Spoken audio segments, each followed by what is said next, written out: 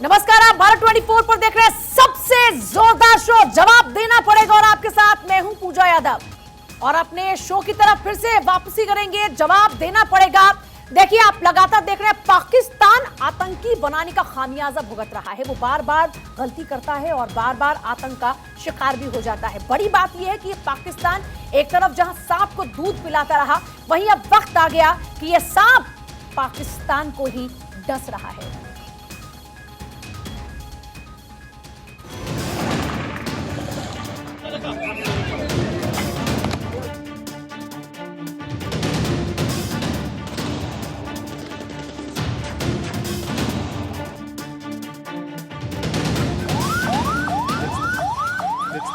आतंकियों को पाला, अब आतंक से पड़ा पाला।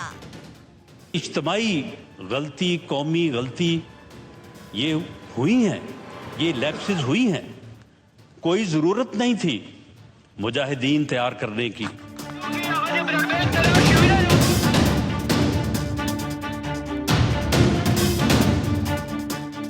टेरर ट्रेनिंग, टेररिज्म का मास्टरमाइंड पाकिस्तान। कोई जरूरत नहीं थी कि किसी भी जो है वो आलमी ताकत या किसी के भी कहने पे हमें जो है वो उस लड़ाई में जो है वो शामिल होने की। जब दहला पाकिस्तान तब बोले पाक हुक्मरान। जो है हुकूमत को जो है रहनुमाई फरमाए कि ये दहशतगर्दी का किस तरह हमने मुकाबला करना है। हमारी अफवाज ने पहले भी अमन डिलीवर किया कौम को। आतंकियों को पाला, पाकिस्तान को ही दहलाया। इससे पहले कि मैं आपसे अपनी बात शुरू करूं, हम सब खैबर पख्तूनख्वा में होने वाले दहशतगर्द हमले में जो इतनी कीमती जानें जाया हो गई, ना करते प्यार आतंक से कर बैठे। भारत 24 का खास शो देखिए, जवाब देना पड़ेगा। यही होता है, दूसरों के लिए गड्ढा खोदते खोदते खुद भी उसी गड्ढे में गिर जाते हैं। पाकिस्तान का भी वही हाल है। पाकिस्तान आतंकी बनाने का खामियाजा भुगत रहा है, बार बार गलती करता है, बार बार आतंक का शिकार होता है। पाकिस्तान ने आतंक नाम का सांप पाल रखा है जिसे दूध पिलाता है और अब वही आतंकी नाम का सांप डस रहा है। पेशावर में इबादत के दौरान में आत्मघाती हमले में 101 लोगों की जान चली गई। 97 पुलिसकर्मी इसमें शामिल है और इस आतंकी हमले से पाकिस्तान दहल गया। जो पाकिस्तान दुनिया को आतंकी इंपोर्ट करता है, वो पाकिस्तान आतंक का खुद शिकार हो गया। अब जब पाकिस्तान में खून खराबा हुआ तो पाकिस्तान के हुक्मरानों का कबूलनामा भी सामने आया। पाकिस्तान के खुद के गृह मंत्री राणा सनाउल्लाह ने कहा कि आतंक के लिए पूर्व हुक्मरानों की नीतियां जिम्मेदार है, जिन्होंने पाकिस्तान को आतंक का पनाहगार बनाया। पाकिस्तान ने मुजाहिदीन तैयार किए लेकिन वो आतंकवादी बन गए। तो सवाल है कि जिनको पाकिस्तान मुजाहिदीन समझता है वो असल में आतंकवादी बन गए। सवाल तो ये भी कि पाकिस्तान ने आतंकियों को पाला, अब जाकर आतंक से पड़ गया पाला। क्या पाकिस्तान टेरर ट्रेनिंग और टेररिज्म का मास्टरमाइंड है? और आखिरी सवाल ये कि क्या पाकिस्तान नाना करते प्यार आतंक से कर बैठा? आज इसी मुद्दे पर हम बड़ी बहस करेंगे, जवाब देना पड़ेगा में। और हमारे साथ में एक खास पैनल भी इस वक्त मौजूद है। हमारे साथ में सर्वेश पाठक है, पॉलिटिकल एनालिस्ट हैं, AK मिश्रा हैं, पॉलिटिकल एनालिस्ट हैं, अजीम भट्ट हमारे साथ में हैं, वरिष्ठ पत्रकार हैं पाकिस्तान से, और ललन सिंह रक्षा विशेषज्ञ हमारे साथ में हैं। सभी का एक बार स्वागत है और शुरुआत अजीम भट्ट साहब आप ही के साथ करूंगी। नाना करते प्यार क्या आतंक से कर बैठे? आपके खुद के गृह मंत्री ये कह रहे हैं कि पुराने हुक्मरानों के कारण आज ये हालात हैं, जिन्हें मुजाहिदीन बनाया वो आज आतंकी बन गए। मतलब आप मानते हैं कि आतंक का पनाहगार हो गया पाकिस्तान? देखिए, बहुत शुक्रिया पहले तो। और दूसरी बात यह कि कोई नई बात नहीं है, हम लोगों ने कोई आज से नहीं मान रहे हैं। ये 2009 से 2009 से जो है ये पॉलिसी बड़ी वाज़ेह है पाकिस्तान की कि हमें दूसरी जंगों में नहीं घुसना चाहिए था। वो हमारी गलती थी। 70s के एरा में जनरल ज़ियाउल हक ने जो हरकत की थी अफगान वॉर के अंदर घुस के, यानी शादी में अब्दुल्ला दीवानी का किरदार पाकिस्तान। ठीक से मुझे आवाज नहीं आ रही अजीम साहब की टीम, जरा एक बार चेकआउट कर ले, वो क्या बोल रहे हैं समझ नहीं आ रहा। तो समझ नहीं आ रहा तो फिर आगे बात कैसे बढ़ाएंगे? AK मिश्रा जी, आपके साथ शुरुआत करूंगी। लगातार देख रहे हैं कि पाकिस्तान में खुद ही वहां के मंत्री पाकिस्तान की पोल खोल रहे हैं और बता रहे हैं कि अब सच क्या है। वहां के खुद के लोग, वहां के नेता अब भारत की स्थिति को बेहतर भी मानते हैं और वहां के नेताओं को बार बार कहते भी हैं कि कुछ सीखना है तो भारत से सीखो। ऊंट को पहाड़ के नीचे तो आना ही होता है। थोड़ा हिस्टोरिकल पस मंजर में आप देखिए, 1947 में पाकिस्तान जो बना था वो भी आतंक के कारण और आतंक के द्वारा बना था। वो कोई पीसफुल मूवमेंट नहीं थी, किसी की भलाई के लिए मूवमेंट नहीं थी, वो बेईमानी थी और आतंक था। तो इनकी फिलॉसफी ही रही है कि हम आतंक के दम पे इन्होंने अपना देश बनाया, आतंक के दम पे ये अपनी इकोनॉमी चलाना चाहते थे। और एक बहुत टिपिकल टर्म मैं बोलूँगा, 1960 के डिकेड्स में जब हमारे देश की, भारत की इकोनॉमिक ग्रोथ रेट 2-2.5% होती थी, तो ये इसको बोलते थे कि ये हिंदू ग्रोथ रेट है और मजाक उड़ाते थे। आज इनकी इकोनॉमी को मैं बोलूंगा कि मुस्लिम इकोनॉमी ग्रोथ रेट वो है जहां पे डॉलर 250 के ऊपर हो गया है, जहां पे इनकी डेप्ट देखिए दुनिया में सबसे ज्यादा हो गई है। पानी नहीं है, बिजली नहीं है, पेट्रोल नहीं है, डीजल नहीं है, आटा नहीं है, गेहूं नहीं है, चावल नहीं है, गोश्त नहीं है। तो ये जो कभी हमारा मजाक उड़ाते थे, पूरी इनकी इकोनॉमी, पूरा इनका सिस्टम हमेशा आतंकवाद, ताकत, तलवार के जोर पे बनी है। और कब तक ये रहेगा? अब भाई देखिए, हमारे यहाँ अगर ये भारत में इन्होंने आतंकवादी भेजा, वो सांप जो इन्होंने पाले थे इन्होंने भारत के ऊपर छोड़े। तो भारत तो ऐसी भूमि है जहां राजा जन्मेजय ने नागदाह यज्ञ भी किया था। हमारे पास विद्या है कि दुनिया भर के नागों को, आतंकवादियों को हम मार सकते हैं। हिस्टोरिकली हमने किया है, हम अब भी कर रहे हैं। अब ये आतंकवादी इधर तो भेज नहीं पाएंगे, वो सारे नाग अब इन्हीं को डसेंगे। और इसके एग्जाम्पल है जो अभी ये बम ब्लास्ट हुआ। और ये बम ब्लास्ट केवल ऐसे नहीं कि मस्जिदों में होगा, हर घर में हो रहा है। चाहे वो इकोनॉमी का बम फूट रहा हो, चाहे पेट्रोल का, चाहे बिजली के बिल का। मेरे पास एक डेटा है जिसके मुताबिक पाकिस्तान में पिछले 22 सालों में 15,997 यानी कि करीबन 16,000 आतंकी हमले हुए। इन हमलों में 28,918 लोग, और फरमाइएगा जरा, 28,918 लोग कहां के? पाकिस्तान के मारे गए। एवरेज अगर देखा जाए तो रोज करीब 4 लोग इन्हीं आतंकी हमलों में पाकिस्तान के मारे जा रहे हैं। भट्ट साहब, अब आप और क्या कहेंगे? जिस सांप को दूध पिलाया वो आप ही को डस रहा है। मैंने तो पहले ही ये बात आपको अर्ज की है कि हम तो इस बात को तस्लीम कर चुके हैं कि भाई हमारे से गलती हुई है 70s के इरा के अंदर। ये कौन सी नई बात है? मैंने तो पहले ही आपको कहा कि भाई हम लोगों ने इसको मान लिया, और ये कोई आज से नहीं माना है। हम 2009 से इस बात को मान चुके हैं। 2009 से हमारी बड़ी बात क्या थी कि हमें गलती हुई है। शादी किरदार अदा किया अफगानिस्तान में घुस के। अगर आप तो दोबारा के आते जाएंगे, बयान को कोई फर्क नहीं पड़ता है। ये कोई हमारा बयान नहीं है। 2009 से हम लोग बयान दे रहे हैं कि हमारी आज हम, तब अगर आपने एक ही बयान को तो आप लीजिए ना, हमें उसमें प्रॉब्लम और हम उसको काट रहे हैं। मुझे अभी भी आपकी आवाज समझ में नहीं आ रही है। टीम प्लीज एक बार इसको चेकआउट करें। बार बार समझ में नहीं आ रहा तो फिर कैसे आगे चर्चा को आगे बढ़ाएंगे। लेकिन सर्वेश पाठक साहब, सवाल ये है कि अभी शायद मुझे जितना समझ में आया, मुझे लग रहा है कि यही भट्ट साहब कह रहे थे कि हम तो 2017 में इस बात को मान चुके हैं, तो कबूलनामा हो चुका है, यानी बेनकाब पाकिस्तान हो रहा है हर तरीके से। आपने सही कहा कि पाकिस्तान बेनकाब आज से नहीं हो रहा है, हर समय बेनकाब हुआ है। कारगिल युद्ध भी देख लीजिए, उसने कहा था कि ये मुजाहिदीन बैठे हैं, उसमें कौन था? तो पाकिस्तान के आर्मी के ऑफिसर्स थे। और ये ऐसे बेशरम लोग हैं पाकिस्तानी, जो वहां की गवर्नमेंट है, आर्मी ऑफिसर जवान को ऐसे ही छोड़ दिया। इंडिया ने प्रॉपर सम्मान तरीके से कहा था ये आपके ऑफिसर्स जवान है सेना के, आप ले जाइए इनका सब, लेकिन उन्होंने उन सबको लेने से मना कर दिया, उनके जो डेथ बॉडी को लेने से मना कर दिया। तो आप अंदाजा लगा सकते हैं। और ये जो टेरर का आतंक है, 2014 की वो घटना याद है जो आर्मी स्कूल में जो तहरीके तालिबान ने जो गदर मचाया था, और वो पर्टिकुलर आर्मी स्कूल को चूज किया था क्योंकि आर्मी वाले लोग के साथ आर्मी उन पे कार्रवाई कर रही थी। तो ये अब अगर उनको समझ में आ रहा है पाकिस्तान के इंटीरियर मिनिस्टर को, तो कहते हैं ना, अब पछताए क्या हो, चिड़िया चुग गई खेत। अभी देख लीजिए वहां की इकोनॉमी, जैसे अभी मिश्रा जी बता रहे थे, तो 238 से ऊपर का डॉलर हो गया। हमारे यहाँ भी ठीक है, रुपए के मुकाबले डॉलर बढ़ता है, लेकिन वहां का आप हाल देख लीजिए। 1947 में जब ये आजाद हुआ था, जिन्ना का आपको याद है पूजा जी, डायरेक्ट एक्शन प्लान किया था उसने। डायरेक्ट एक्शन प्लान में कितने हिंदू और बंगाल में जो कोहराम मचाया था और हत्या की थी। तो जिस राष्ट्र का निर्माण उसी टेररिज्म पे ही हो, तो उसका तो हाल ये होना ही है। और अभी क्या हुआ, अभी आप देखिएगा, ये जो तहरीके तालिबान है, ये तालिबान और अफगानी लोग इनको घर में घुस घुस के मारेंगे। मैं आपके पास वापस लौटती हूं लल्लन सिंह जी। अब बड़ी बात यहां पर यह है कि जिस तरीके से ये पाकिस्तान बेनकाब हो रहा है, और वहां के खुद के गृह मंत्री ये मान रहे हैं कि हमने तो मुजाहिदीन बनाए थे, ये आतंकी बन गए, इससे भारत को कितनी मजबूती मिलेगी इस आतंक परस्त पाकिस्तान के खिलाफ में पूरे राष्ट्र को दुनिया में एकजुट करने के लिए?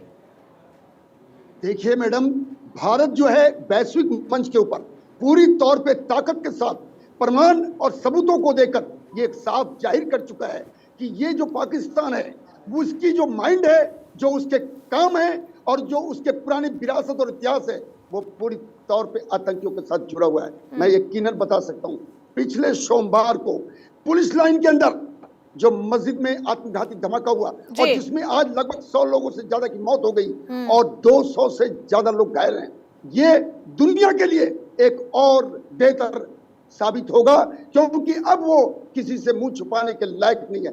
और अब कैसे मुंह छुपाएगा? बड़ा सवाल है कि कैसे मुंह छुपाएगा। अब तक तो ये कहा करता था कि ये हमारे यहाँ नहीं है, इन्हीं के घर में घुस घुस कर अमेरिका मारता है इन्हीं के आतंकियों को, भारत मारता है इन्हीं के आतंकियों को, और अब तक ये डिनायल करता रहा। लेकिन अब तो डिनायल मोड भी खत्म हो गया, क्योंकि इनके खुद के लोग इस बात को कन्फेस कर रहे हैं कि हाँ हमारे यहाँ है आतंकी।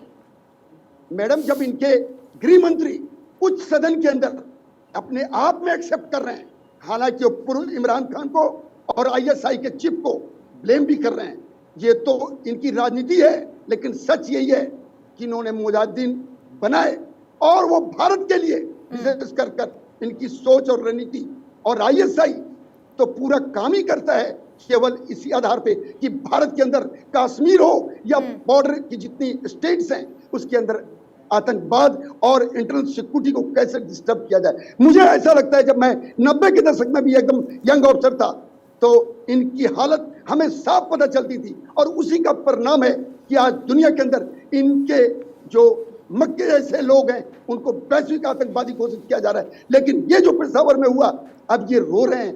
टीटीपी से क्यों रो रहे हैं? ये तो तालिबान से मिल चुके हैं। और मैं आपको बताऊं, 2022 में 218 लगभग छोटे और बड़े आतंकवादी इंसिडेंट पाकिस्तान में हुए। मैं यकीनन ये बोल सकता हूं कि ये जो पेशावर का हादसा है वो बच्चों का 2014 में जो मौत इन्होंने दिया था, और इसके बाद ये जो पेशावर का जो पुलिस अधिकारियों का जो मौत हुआ है, ये इनका दिल नहीं डाला है, ये अपने आप में इनका आधार खत्म हो गया है। और यकीनन आपके माध्यम से मैं बोलना चाहता हूं कि आने वाले दिनों में ये पेशावर का जो इंसिडेंट है वो दुनिया के सामने ये मुंह नहीं दिखा सकते। और सबसे मेरे यहाँ बोलते ना, महबूबा मुझे फिर तेरे मोहब्बत का फसाना याद आया, छलकाए थे अश्क तूने वो जमाना याद आया। हमने तो इनको देखा है कैसे ये हुर्रियत के साथ मिलकर, आज ही डायरेक्टर जनरल जेएंडके पुलिस ने एक प्रेस कॉन्फ्रेंस लिया है और इन्होंने बताया कि जो रजौरी में 3 लोग अरेस्ट हुए हैं और इनके पास बड़ा आईईडी का एक विस्फोटक का जखीरा था, और ये लगातार 8-10 सालों से इस तरह की हरकतों में ये अपने आप में लगे हुए थे। और ये एक बहुत बड़ा हादसे को आज हमारी सुरक्षा बल ने भंडाफोड़ किया है, और धीरे धीरे हुर्रियत के जितने भी लोग थे, चाहे वो यासीन मलिक हो या कोई भी हो, इनको ललन जी मैं आपके पास आती हूँ। अमित मिश्रा भी मेरे साथ मेरे सहयोगी इस वक्त हैं। भट्ट साहब, लेकिन मैं पहले आपके पास आ रही हूँ। भट्ट साहब, अब आप बताइए, आपकी आवाज मुझे उम्मीद है कि ठीक से मुझे आए, आप बताइए। जी, मुझे भी उम्मीद है कि आपको ठीक से ही आए आवाज, क्योंकि बड़ी मैंने सुन ली, बाकी तमाम लोग की बड़े गुस्से में बैठे हुए हैं। मुझे हैरानगी हो रही है इस चीज की कि 2000, अच्छा जो सवाल था ना आपका कि भाई हमने तस्लीम कर लिया है कि हमने मुजाहिदीन बनाए हैं, देखिए मैं ये बताना चाहता कि 2009 से हमारी क्लियर पॉलिसी है, और ये कोई आज की पॉलिसी नहीं है कि हम एडमिट कर रहे हैं कि हमने मुजाहिदीन बनाए और हमसे गलती हुई। 70s के इराक के अंदर जनरल ज़ियाउल हक ने जो कद किया था पाकिस्तान के साथ, उसका खमियाजा आज तक हम भुगत रहे हैं। और ये पॉलिसी हमारी 2009 से वाज़ेह है कि हमें बेगानी शादी में बुद्धा दीवानी का किरदार अदा नहीं करना चाहिए था, जो अफगानिस्तान में हमने किया, और वो आज हमें ही जो है वो भुगत रहा है। असल में तो वो, अच्छा ये भी आपके पैनलिस्ट कहते हैं इंडिया के लिए हमने बनाए थे, इंडिया के लिए मुजाहिदीन नहीं, मुजाहिदीन बनाए गए थे अमेरिका के कहने के ऊपर, सोवियत यूनियन के चक्कर में। अब अमेरिका साहब पीछे हट गए और पीछे से उसको भुगतना पड़ रहा है हमें, ठीक है। अब आज अफगानिस्तान से जो है वो अमीर मुत्तकी साहब का बयान आ जाता है कि जनाब पेशावर का हमला मैंने नहीं करवाया है, आप लोग खुद अपने अंदर जो है वो झांकें। तो मसला ये है कि ये गलतियां हमारी अपनी ही हैं जो हमारे सामने आ रही हैं, और ये कोई नया बयान नहीं है। अब हमारे मसला ये है कि यहाँ पर पाकिस्तान में पॉलिटिकल स्टेबिलिटी तो है नहीं, हर 6 महीने में एक नया वजीर आ जाता है, ठीक है, और वही वजीर आगे पुरानी बात करता है, आपको लगता है कि शायद नया बयान है, तो नया बयान नहीं है। ये 2009 से जितने भी मिनिस्टर्स आ रहे हैं, वजीर आ रहे हैं ना, ये एक ही बयान दे रहे हैं कि यार हमारी गलती थी, हमारी गलती थी, लेकिन अनफॉर्चुनेटली उसको सुधारने की कोशिश अभी तक नहीं कर रहे हैं। मैं अपने मुल्क की भी बात कर रहा हूँ कि हमारे मुल्क वाले अभी तक सुधारने की कोशिश तो नहीं कर रहे हैं, लेकिन तस्लीम जरूर कर रहे हैं। तो ये कोई नई बात नहीं है। मेरा ख्याल है कि आपको भी जरा इसमें नॉर्मल रहना चाहिए। आतंक के साए में है ना आप लोग आतंक के साए में है ना। भुगत रहे हैं। और मैं आप उसको- कह रहे हैं कि उसको- आतंक के साए में आज आप अमेरिका की वजह से, क्योंकि अमेरिका ने अपना हाथ पीछे खींच लिया, मुजाहिदीन बनाने में किसकी जिम्मेदारी, किसने भेजा? पाकिस्तान के लोगों को किसने भेजा? अफगानिस्तान में किसने भेजा? मुजाहिदीन बने, वो मुजाहिदीन आतंकी बन गए, किसकी वजह से बने? ओ मैडम सुने तो सही ना, बता तो रहा हूँ, मैं भी बोलिए। बता रहा हूँ। यहाँ पे ये जितने सीनियर पैनलिस्ट बैठे हैं ये भी समझते हैं, क्योंकि ये जानते हैं हिस्ट्री को।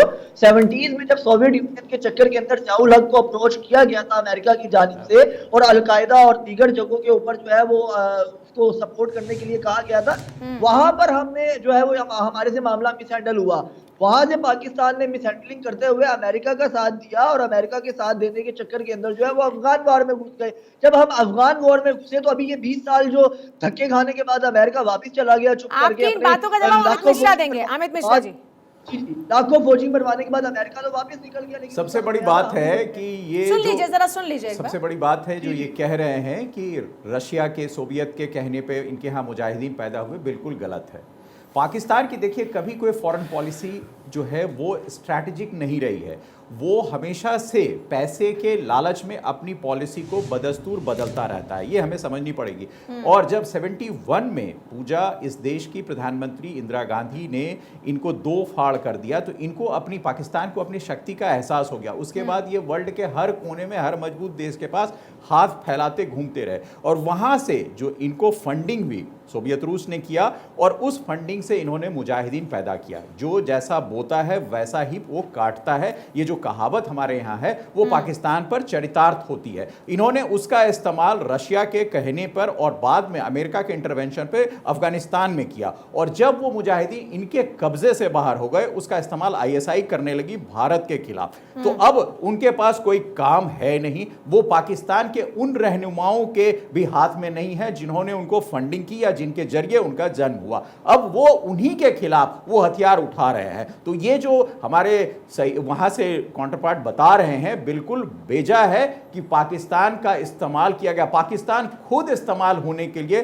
सोवियत रूस के दरवाजे पर गया 71 में, क्योंकि अफगानिस्तान में रूस को जरूरत थी उन लोगों की जो वहां की भाषा जानते हो, वहां के माहौल में रहना जानते हो, और वहां के बीच कबीलाई संस्कृति को जानते हुए वहां तोड़फोड़ कर सकते हो। तो उसका इस्तेमाल खुद उन्होंने अपने आप को करवाया, क्योंकि वो हमेशा से पाकिस्तान की आर्थिक स्थिति खराब रही है, और यही वजह है कि आज तक खराब है, क्योंकि उनका कोई स्ट्रैटेजिक फॉरेन पॉलिसी नहीं रहा है शुरुआती दौर से और अब तक। अगर हम बात करें शुरुआती दौर में भी पाकिस्तान जो आप इस बात को नोट कर लीजिएगा भट्ट साहब, जवाब देने के लिए मैं छोटा सा यहाँ पर आप लोगों से ब्रेक ले रही हूँ। हमारे साथ तमाम मेहमान इस वक्त मौजूद है। सर्वेश पाठक हैं, AK मिश्रा हैं, अमित जी हमारे साथ में, अजीम भट्ट हमारे साथ में हैं, ललन सिंह जी हमारे साथ में।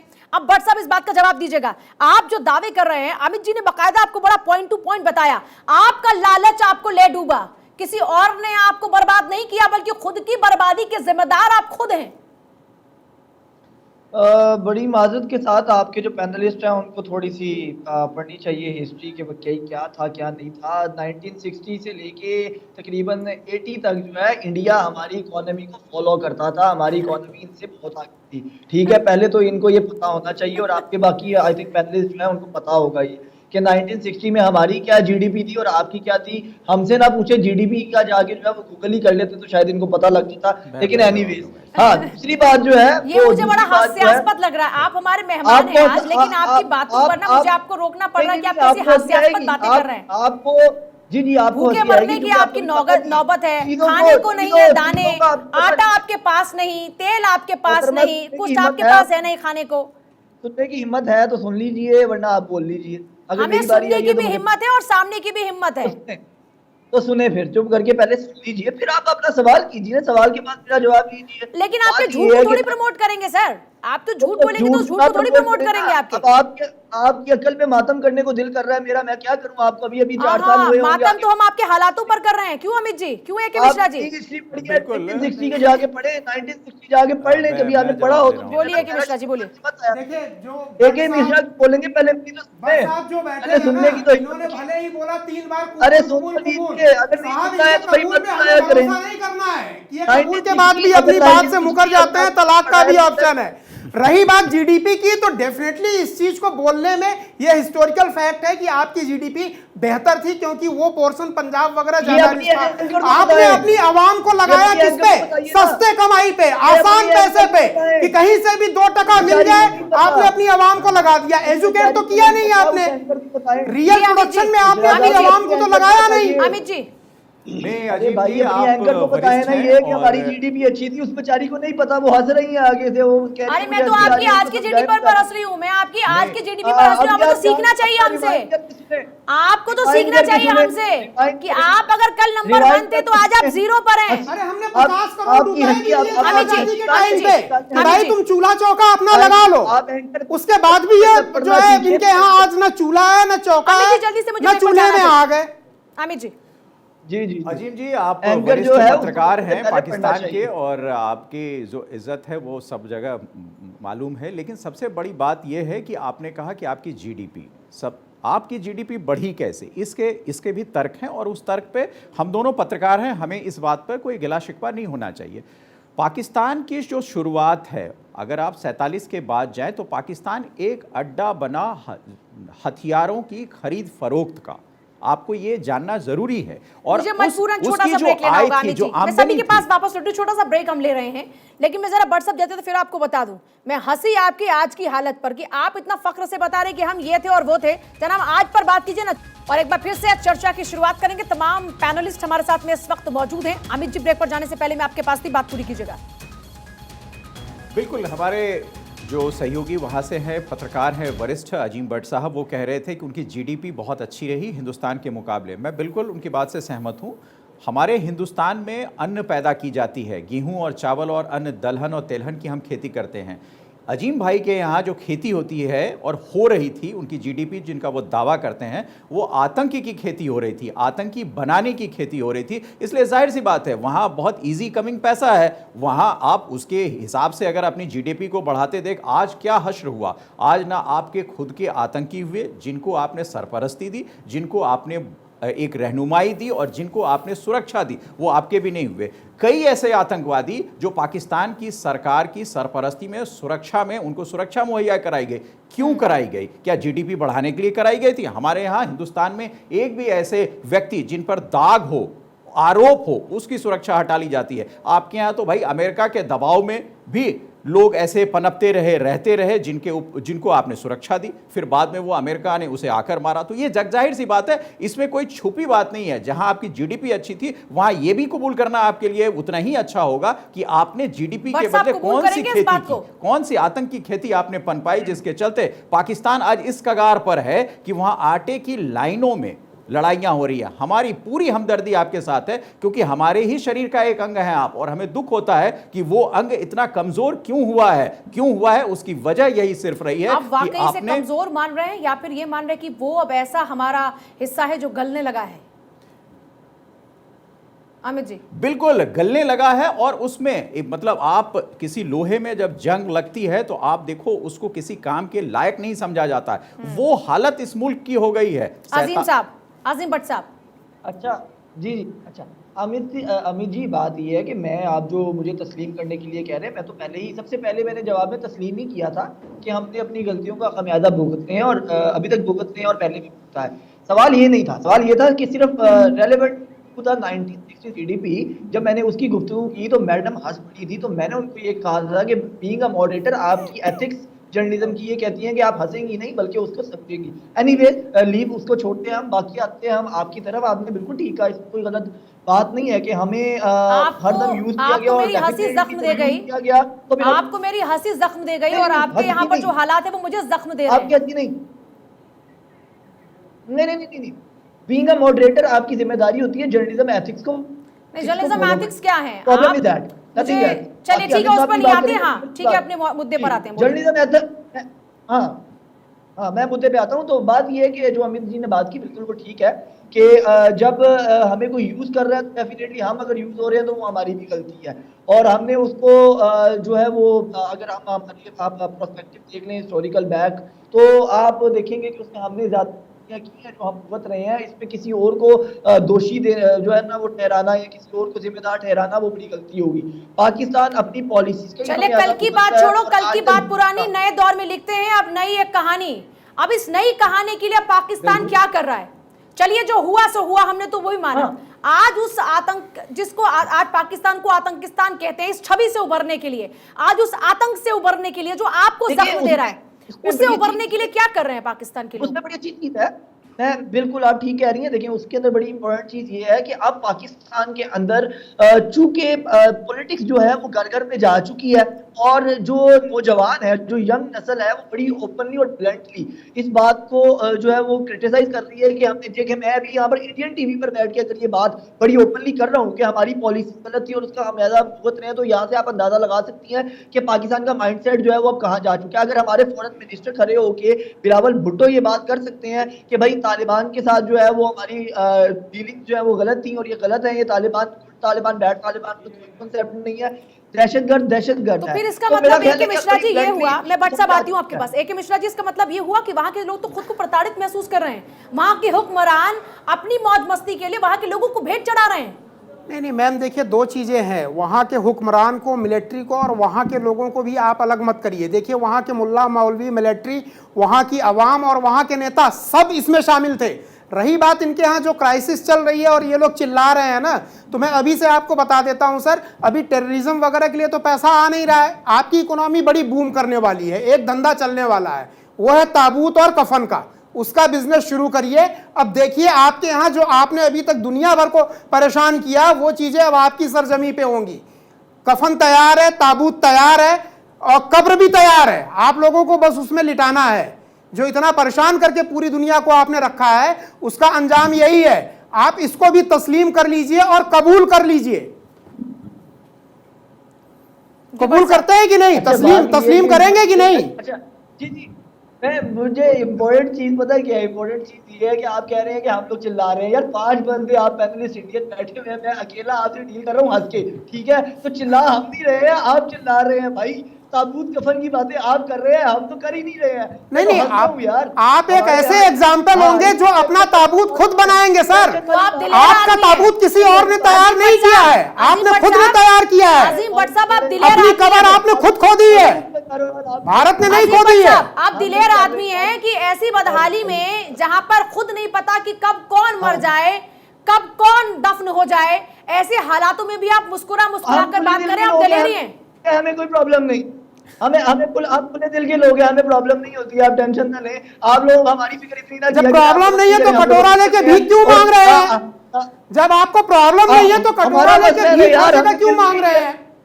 आज हालत ये हो गई कि पाकिस्तान कोई चला जाए तो डर के भाग आता है कि भाई कहीं ये भीख ना मांग ले। एक टूरिस्ट भी चला जाए तो डर के मारे लोग उसके पीछे पड़ जाते हैं कि भाई भीख दे दो। अच्छा सुनो तो सही भाई, आपसे नहीं मांग रहे ना, जहाँ से मांग रहे हैं हमारा मसला है, आपको क्या लेना देना यार? अब भीख में पड़े ना, जहाँ मर्जी पड़े, वो हमारा मसला है, हमारा मसला है। भीख मांगते करें हम, कोई सुनने को भी तैयार नहीं है, हम खा रहे। और बातें तो छोड़ दीजिए, इंटरनेशनल फोरम पे अब आपको न यूनेस्को सुनने को तैयार है, न मीडिया में कोई, और तो और आपकी आवाम आपको सुनने के लिए तैयार नहीं है। आपकी आवाम आपको सुनने के लिए तैयार नहीं है। इनकी आवाम तो खुद भारत पुकारती है आजकल, क्यों अमित जी? सबसे बड़ी बात क्या है अदीप जी, कि आपके यहाँ जो सबसे बड़ी दिक्कत की बात रही शुरुआती दौर से, आपके यहाँ जो सरकारें, मुख्तलिफ सरकारें रही और मुख्तलिफ प्रधानमंत्री रहे, वो हमेशा उनकी सोच ही भारत विरोधी रही और उसी सोच के आधार पर आपकी आवाम ने उनको चुना भी। ये एक आपके बुनियादी, जो आपका बुनियादी ढांचा है, बुनियादी ताना बाना है, वो उसमें सबसे बड़ा कील रहा। आप लोग जो वहाँ के रहनुमा हैं, पत्रकार हैं, इस के खिलाफ आपने आवाज़ नहीं उठाई कि अगर हिंदुस्तान से आपकी दुश्मनी, आपकी बेगैरत किस वजह से है, ये आपको सोचना चाहिए था। आपने पूरा अपना जो पूरी ऊर्जा है, पूरी एनर्जी है, आपने हिंदुस्तान के खिलाफ लगाई, आतंकी पैदा किए और तमाम तरीके की चीज़ें की कि उसको कैसे यूएन से लेकर नीचे तक झुकाया जाए। लेकिन फिर भी वो झुका नहीं, वो बदस्तूर जारी रहा। और आज की तारीख में आप हमारी इकॉनमी देखिए, आप अपनी देखिए, वो जग जाहिर सी बात है, उसमें हम और आप तकरार करें वो अच्छी बात नहीं है। दूसरी महत्वपूर्ण बात है, आज भी वक्त है पाकिस्तान की आवाम को ये सोचना चाहिए कि वो उसके मुद्दे क्या हैं, उन मुद्दों पर क्यों नहीं वहां बहस होती है? वहां की सरकार उस मुद्दे को लेकर अभी भी क्यों नहीं आगे बढ़ रही है? आज जो आतंकी हमले आपके यहां खुद हो रहे हैं, उसकी वजह क्यों आप बन रहे हैं? क्योंकि आपने उसको सरपरस्ती दी। दूसरी बात कि आपकी सरकार जगह जगह यह कह रही है कि हाँ, हमने जो बोया वो काटा। आज भी वक्त है, आप सुधरिए उस चीज को लेकर, आप अपना दृष्टिकोण बदलिए। हमने तो आपको उस आईने में भी नहीं रखा जहां हम आपके विषय में सोच सकें, क्योंकि हम उस सोच में भी आपको नहीं रखना चाहते हैं। हमारे मुकाबला अमेरिका, चीन, इनसे होता है। आपने सारी एनर्जी हमारे खिलाफ लगा बढ़ाते हैं। जब हमने इनकी तरफ हाथ बढ़ाया, बदले में हमें क्या मिला? बिल्कुल। कैसे अपेक्षा रखेंगे आप हमसे? बिल्कुल, यही अपेक्षा, ये जो सबसे बड़ी बात है जिसका मैं बताता हूँ पाठक जी आ रही, फिर मैं आपके पास आ रही हूँ। अमित भाई अमित भाई, बात जो है ना वो आपकी बिल्कुल ठीक है। मैं आपको एक इंटरेस्टिंग चीज़ बताता हूँ। आपके एक बड़े इंडिया के बड़े मशहूर एंकर हैं, मैं चैनल का नाम तो नहीं लूंगा, आपके चैनल पे वो जो नेशन थॉट्स कहते हैं, उनके चैनल पे मैं उनके प्रोग्राम में बैठा हुआ था 3-4 दिन पहले, और मेरा वो क्लिप शायद वायरल भी उन्होंने किया। मैंने बड़ा कैटेगोरिकल कहा था कि भाई पाकिस्तान का सबसे बड़ा प्रॉब्लम ये रहा है 75 साल में कि हमें ये पॉलिसी पढ़ाई गई कि इंडिया हमारा सबसे बड़ा दुश्मन है, जो कि बिल्कुल गलत बात है। ये बात है तो बिल्कुल वही, इस बात का अजीम भाई इल्म पहले वहां के हुकूमत को होना चाहिए था। वहां की हुकूमत जो भी रही हो, जितने भी, चाहे आपने जिसको भी चुना, उस हुकूमत का ताना बाना जो है, उसके बुनियाद जो है वो भारत विरोधी रही, तभी आप चुनते हैं। इसलिए आपकी आवाम, जो वहां के पाकिस्तान की आवाम है, वो भी जिम्मेदार है इसके लिए, क्योंकि आप उसी हुकूमत को वोट देते हैं, उसी हुकूमत को चुनना चाहते हैं जो हिंदुस्तान के खिलाफ मानसिकता रखती है। ये सबसे बड़ी दुखदाई स्थिति आपके लिए है, और आप आज भी उस मानसिकता से उबर नहीं पाए हैं। जो भी आईएसआई के साथ रहता है वो हिंदुस्तान का विरोधी है, उसको गद्दी मिलती है। ये मानसिकता वहां की आवाम जो है उसमें धर कर गई है, और इसको जब तक आप खत्म नहीं करेंगे तब तक आप आगे नहीं बढ़ सकते हैं। फिर पाठक जी मैं आपके पास आ रही हूँ। जी नहीं, देखिए मैं ये कह रहा हूँ कि ऐसा नहीं है। देखिए मसला ये है कि पाकिस्तान के अंदर जो हुक्मरान है ना वो नहीं समझेंगे, ये समझना है आवाम को। बिल्कुल, इसका जिक्र मैं कर रहा था कि आवाम क्यों वोट डालती है ऐसे हुकूमत को, ऐसे हुकूमत के पक्ष में आवाम क्यों खड़ी होती है? आवाम तो वही करेगी ना, अवाम को जो पढ़ाया जाएगा, अवाम में जो स्लो पॉइजनिंग दी जाएगी, अवाम तो वही करेगी ना। भाई आपके यहाँ भी डेमोक्रेसी है, लोकतंत्र है, राष्ट्रतंत्र तो है नहीं। पढ़ी लिखी है। पाकिस्तान ऐसा तो नहीं कि वहां पर नासमझ और बेवकूफ टाइप लोग रहते हैं। हमारे भाई पाकिस्तानी भाई बहने सब समझदार हैं। कब तक हुक्मरानों की इन बातों में वो बहकते रहेंगे? ये तो नासमझी हो गई ना, अगर आप ये कह रहे हैं कि उनको तो जो पढ़ाया जाएगा वही पढ़ेंगे, वही सीखेंगे। मैं सर आपके पास आ रही हूँ। पाठक साहब कुछ बहुत देर से कहना चाह रहे हैं, बोलिए पाठक साहब।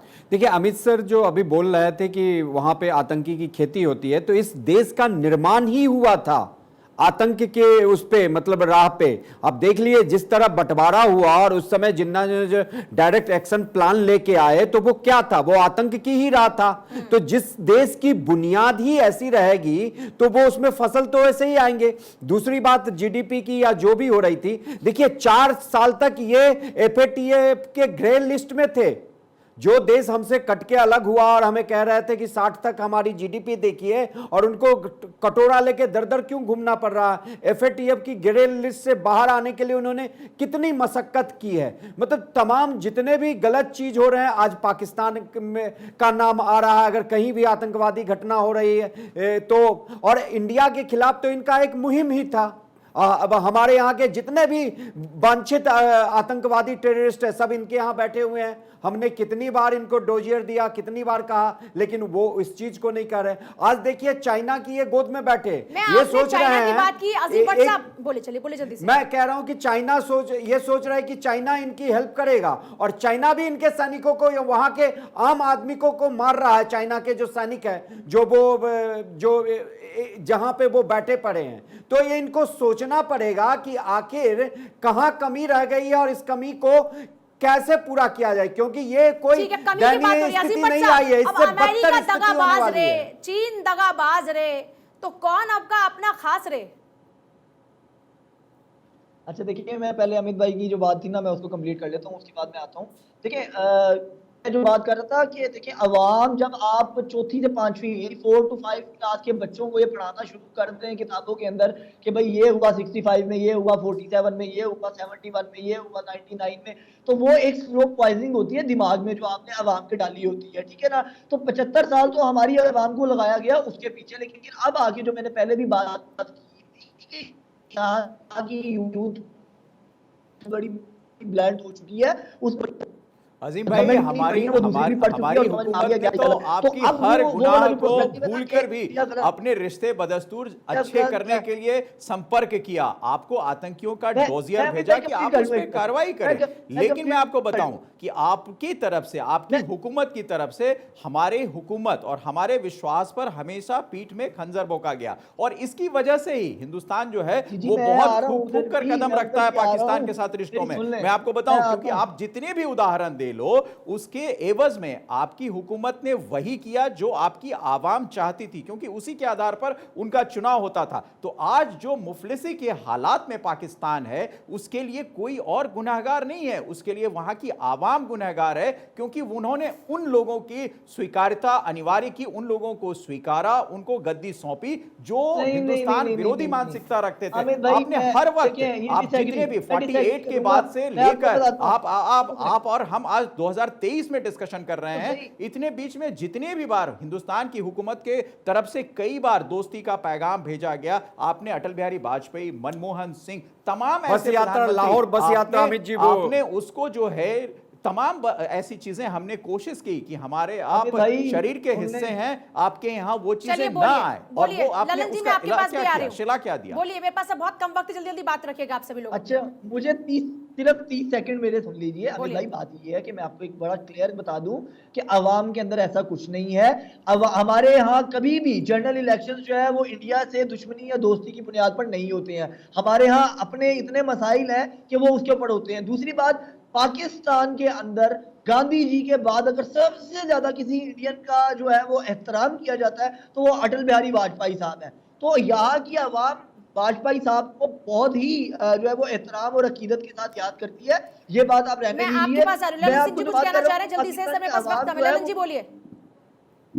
मैं ये कहना चाहता हूँ मैडम, ये गृह मंत्री से पहले अगस्त के अंदर टीटीपी का जो एक सबसे बड़े कमांडर था खुरसानी, उसकी मौत के बाद ये लगातार प्लानिंग चल रहा था, और ये पख्तून के इलाके में घुसपैठ कर चुके थे, पंजाब तक इनकी टीटीपी की पकड़ हो गई थी। और यही कारण है, मैं आपको बताता हूं कि जो पेशावर का जो मस्जिद के अंदर इंसिडेंट हुआ है, उससे अपने कमांडर के लिए, खुरसानी के लिए इन्होंने मौत का बदला लिया है। नंबर 2, जो अपने पत्रकार महोदय हैं, बहुत इंटेलेक्चुअल हैं, लेकिन हमारे अमित मिश्रा साहब ने सब कुछ बता दिया। मैं आपको बताना चाहता हूं, इनकी सोच ही खत्म है। इनकी जो आम जनता है वो उनके डिफेंस, उनके रेंजर और उनके फौजियों मैं मेरे पास अब वक्त नहीं है, मेरे पास सिर्फ गिनती का 1 मिनट है। मैं आपसे भट्ट साहब एक सवाल पूछना चाह रही हूँ, बहुत ही क्लियर। अब आप खुद बता रहे हैं कि आपके हुक्मरान इस बात को कबूल कर रहे हैं कि आपके यहाँ हालात कैसे हैं। आपने कहा कि अमेरिका दगाबाज निकला, चीन आपको कुछ दे नहीं रहा। अब आप किसकी तरफ निगाहें ताके बैठे हैं? कौन देगा आपका साथ? जब ये बात तो खुद आप मान रहे हैं ना कि इस वक्त आतंक परस्ती आपके यहाँ कितनी ज्यादा है, आपके यहाँ कैसे हालात हैं, जरा बताइए कौन निकालेगा आपको बाहर? मैं इसका लाइटर नोट पे जवाब दे देता हूँ। हमारे जो फाइनेंस मिनिस्टर है, उन्होंने ना पिछले दिनों एक बयान दिया कि पाकिस्तान अल्लाह के नाम पर बना था तो अल्लाह इसकी मदद करेगा।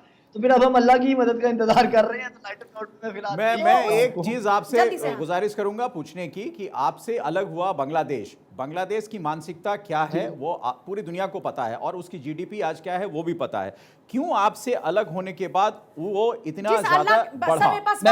इस वजह से बढ़ा कि उसकी जो मानसिकता, उसकी जो आवाम की थी, वो हिंदुस्तान विरोधी कम रही। आपके यहाँ यही चीज रही। आपके हुक्मरान खुद इस बात को कबूल कर रहे हैं और आप कह रहे हैं कि आप आतंक परस्ती में बस वक्त नहीं है। माफी चाहूंगी जिनको कम वक्त मिला। बहुत शुक्रिया सभी का चर्चा में शामिल होने के लिए। देखिए, कुल मिलाकर यह कहा जाएगा कि इस वक्त वहां पर आतंक का साया ऐसा है कि जिस सांप को दूध पिलाया आज वही डस रहा है, और वहां पर लोग परेशान हैं। भुखमरी की नौबत आ चुकी है। वहां पर आतंक का साया ऐसा है कि लोग खुद दहशत में हैं, और अब ये अल्लाह के सहारे हैं, खुदा के सहारे हैं। उस खुदा ने कब सिखाया था तुम्हें कि तुम आतंक परस्त बन जाओ? छोटा सा ब्रेक ले रहे हैं, लेकिन आगे भी आप लगातार देखते भारत 24 और रोज देखिए, जवाब देना पड़ेगा।